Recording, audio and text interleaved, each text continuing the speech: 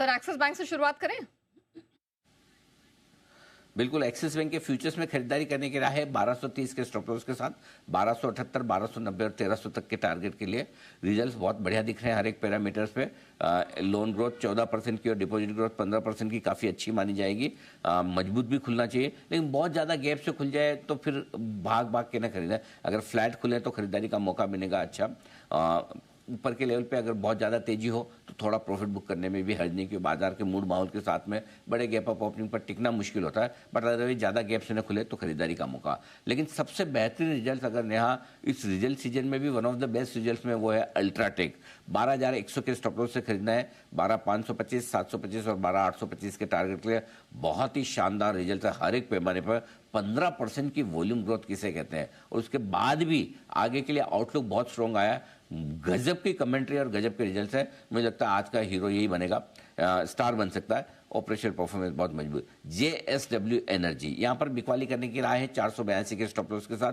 470, 463, 455 के टारगेट लिए। नंबर्स देखने में आपको बहुत अच्छे लगेंगे, लेकिन इंटरनल्स वीक है। और आपको बताइए, लगातार हम सोलर एनर्जी वाले या रिन्यूएबल एनर्जी वाली कंपनियों पर हम लगातार कह रहे हैं कि ऊपर में प्रॉफिट बुक कीजिए। यहाँ पर भी वैसे ही हाल है, खरीदना नहीं है, एक चीज़ क्लियर है, प्रॉफिट बुक करना ये भी ठीक है, और अगर मौका मिले तो शॉर्ट भी करना है।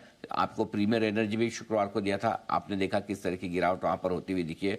तो जहाँ पर आपको लगता है वहाँ पर थोड़ी यहाँ बिकवाली करनी चाहिए। JSW स्टील के फ्यूचर्स में नंबर्स ठीक है, बेटर देन एस्टिमेट है, लेकिन प्राइस दिन भी है। अगर ये चलेगा तो नंबर्स की वजह से नहीं, ग्लोबली मेटल्स की कीमतें मजबूत हो रही है उस वजह से चले। नंबर्स इन लाइन है। 1140 का स्टॉप लॉस सपोर्ट लेवल है, 1190 ऊपर का level. Kotak bank mix result है, ग्रेट नहीं है, थोड़ा घटना ही चाहिए मेरे हिसाब से, क्योंकि नेट इंटरेस्ट इनकम और प्रॉफिट थोड़ा नीचे है। लेकिन डिपॉजिट ग्रोथ और एडवांसेस की ग्रोथ दोनों बहुत सॉलिड है।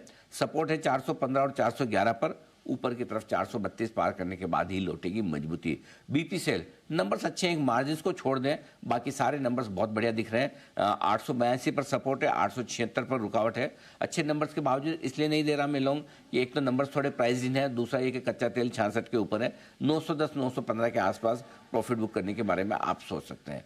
MCX नंबर्स बहुत बढ़िया हैं, लेकिन नंबर्स पे थोड़ा सा मुश्किल होता है। वैसे तो कायदे से इन नंबर्स पे चलना चाहिए, बढ़ना चाहिए। 2255 नीचे सपोर्ट है, 2330, 2350 ऊपर है।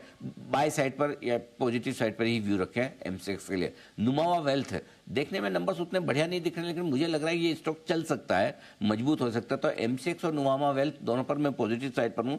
1325 आपका सपोर्ट लेवल है, 1375, 1390 ऊपर के लेवल है। और आखिर में गोदरेज कंज्यूमर्स, यहाँ पर मजबूत नंबर्स है।